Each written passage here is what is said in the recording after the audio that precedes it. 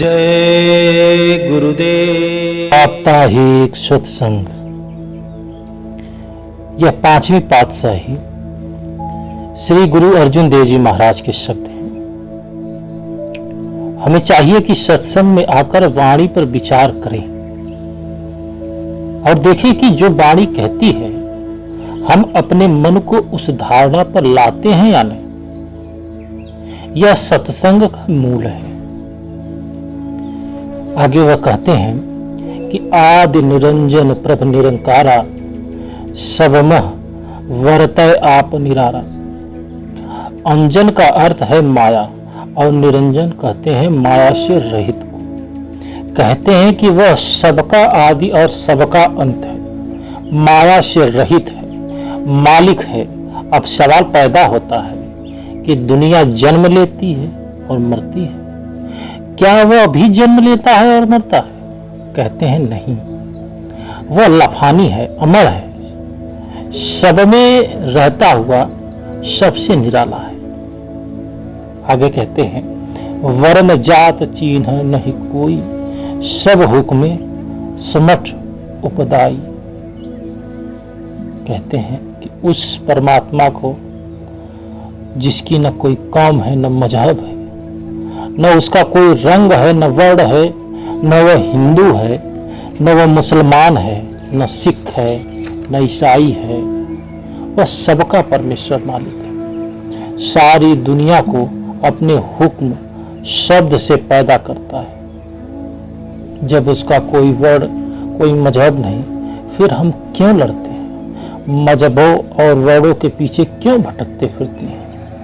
नानक जा साहब जी की तालमील हमें मजहबी भेदभाव से बाहर निकालती है। वह कहते हैं कि अंदर जाओ, मगर कोई सुनता ही नहीं। आगे कहते हैं कि लख 84 जोन सबाई, मासन कौ पहुदई बड़ियाई। वाणी का एक एक लफ्ज करोड़ रुपए का है और दिल में धारण करने वाला है। अब गुरु साहब कहते हैं कि सारी सृष्टि 84 लाख योनियों में बटी हुई है। कई किस्म के वृक्ष, कई किस्म के कीट पतंगे, कई किस्म के पक्षी, कई किस्म के पानी के जीव, कई किस्म के भूत प्रेत, यक्ष किन्नर गंधर्व इंसान पशु वगैरह। यह संसार 84 लाख योनियों का जेल खाना है। कहते हैं अगर कोई ऊंची से ऊंची पदवी, सबसे उत्तम योनि है तो वह मनुष्य जन्म है। मनुष्य जन्म पाकर हम इस जेल खाने से निकल सकते हैं। इसके सिवा 84 से निकलने के लिए कोई और जन्म नहीं है। आगे कहते हैं कि यह पौड़ी ते जो नर चुके, सो आई जाई दुख पायदा। मनुष्य जन्म परमात्मा से मिलने का दरवाजा है। यह ऊंची से ऊंची चोटी और ऊंची से ऊंची सीढ़ी कहते हैं इसे। अगर मनुष्य जन्म में नाम मिला, पर्दा नहीं खुला, बल्कि ऐसे ही गंवा दिए, फिर 84 में चक्कर खाना पड़ेगा। इसके लिए तैयार रहो। 84 का चक्कर भोगने के लिए लाख करोड़ साल चाहिए। क्या पता यह चक्र कब खत्म और कब आपकी बारी आए। फिर अगर मनुष्य जन्म किसी ऐसी कौम में मिले जिसे नाम की खबर ही नहीं, तो किस काम का वह जन्म। मगर अब हमें मनुष्य जन्म मिला हुआ है। क्या अच्छा है, क्या बुरा है, ये इसकी समझ रखते हुए अगर हम इसका फायदा उठा लें तो हमारा काम बन जाए। अगर मनुष्य जन्म न संभाला तो फिर गधा, कुत्ता, सुअर, घास फूस बनाया जाए। आगे कहते हैं कि कीता होवे तिस किया कहिए, गुरुमुख नाम पदार्थ लहिए। वह परमात्मा जिसने यह दुनिया बनाई है, ऊंचे से ऊंचा और परे से परे है। उसकी बड़ाई तो हमसे हो नहीं सकती। हमें चाहिए कि हम किसी गुरुमुख से प्यार करके गुरुमुख बन जाए। अब सवाल पैदा होता है कि हमें गुरुमुख बनने के लिए वह क्या युक्ति बताएगा। कहते हैं कि नाम की कमाई। वह ना परमात्मा इस नाम की कमाई से खुश होता है। वह महात्मा नाम देगा, हम नाम की कमाई करेंगे, हमारी आत्मा पर उसका असर होगा।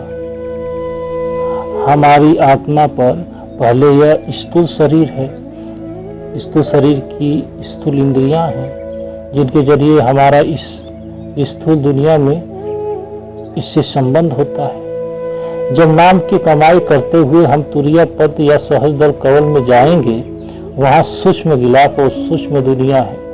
जब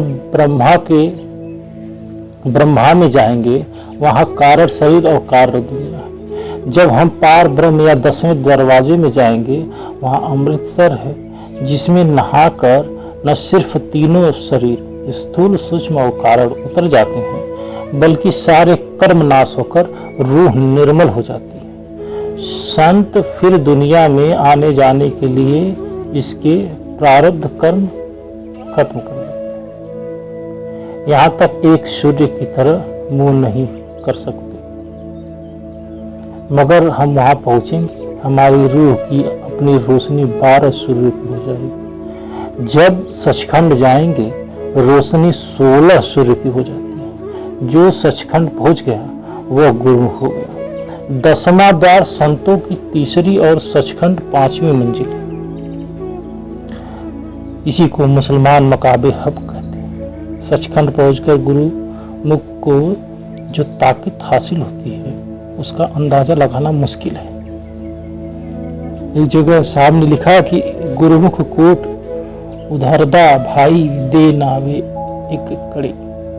गुरुमुख में इतनी ताकत होती है कि अपने कमाए हुए नाम की एक कड़ी देकर करोड़ों जीवों को सचखंड ले जाया जा सकता है। यही बात स्वामी जी महाराज ने कहा कि गुरुमुख की गति बड़ी ऊंची है। एक गुरुमुख आता है, करोड़ों जीवों को नामदान देकर सचखंड ले जाता है। इसीलिए कहा गया कि आप नाम की कमाई करके परमात्मा में मिलो और गुरुमुख हो जाओ।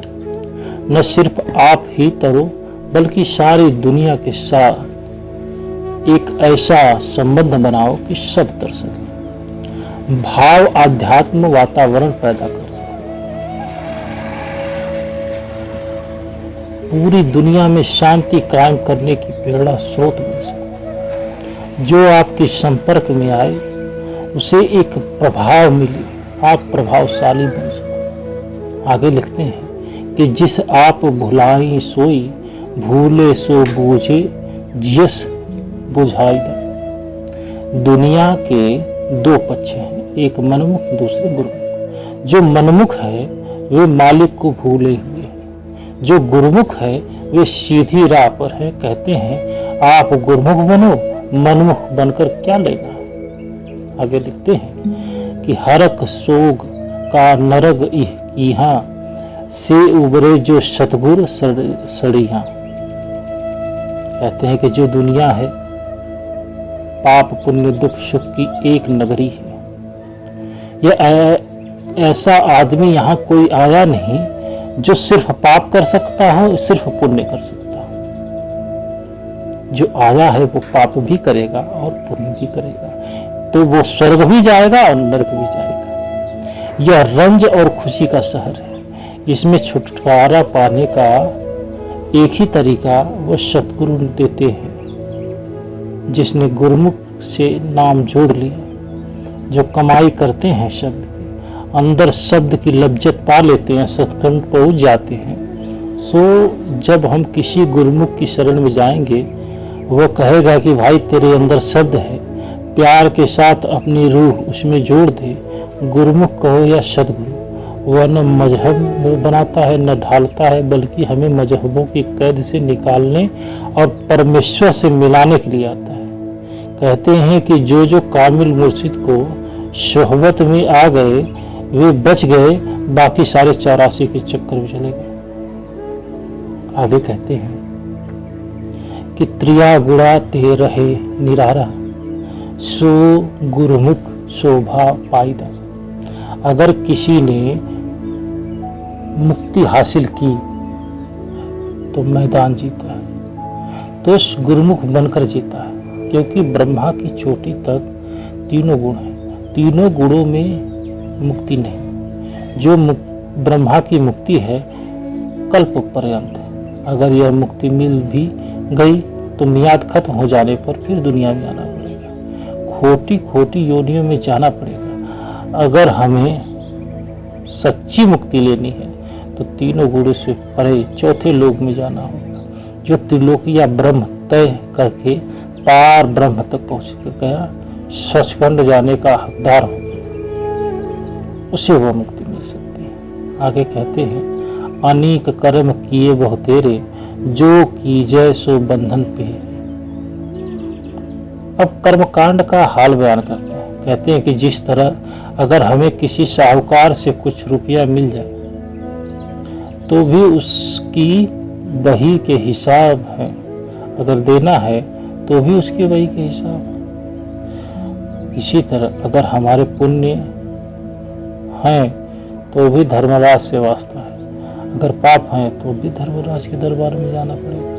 अगर पाप किए हैं तो भोगने पड़ेंगे, अगर पुण्य किए हैं तो भी भोगने पड़ेंगे। इसलिए संत कहते हैं कि कोई कर्म धर्म जब तप न करें सिवाय नाम की कमाई कर्म के बंधनों से आज़ाद कर सकते हैं। ये मुसलमान फकीर दूसरे मजहब वाले कहते हैं कि अगर मुक्ति है तो नाम में। कोई यह ख्याल न रखे कि कर्म करने का फल नहीं मिलता, फल जरूर मिलता है। पुण्य का पुण्य, पाप का पाप, यानी अच्छे कर्म का अच्छा फल, बुरे कर्म का बुरा फल। मगर हम जेल खाने में रहने वाले हैं, आज़ाद तो होने वाले नहीं। सोचो कितना ऊंचा उपदेश है, कितनी ऊंची वाणी है, मगर हम विचार ही नहीं करते। आगे कहते हैं, कुरुता बीज बीजे नहीं जामे, सब लाहा मुद गवाईदा।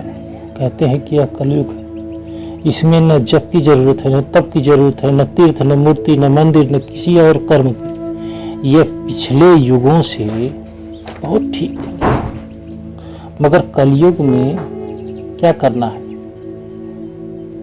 कलयुग में नाम की कमाई कर, जो नाम की कमाई करेंगे वह कलयुग में छुटकारा पा सकते हैं। जो नाम की कमाई नहीं करेंगे कलयुग में वो छुटकारा कदापि नहीं पा सकते। जय गुरुदेव।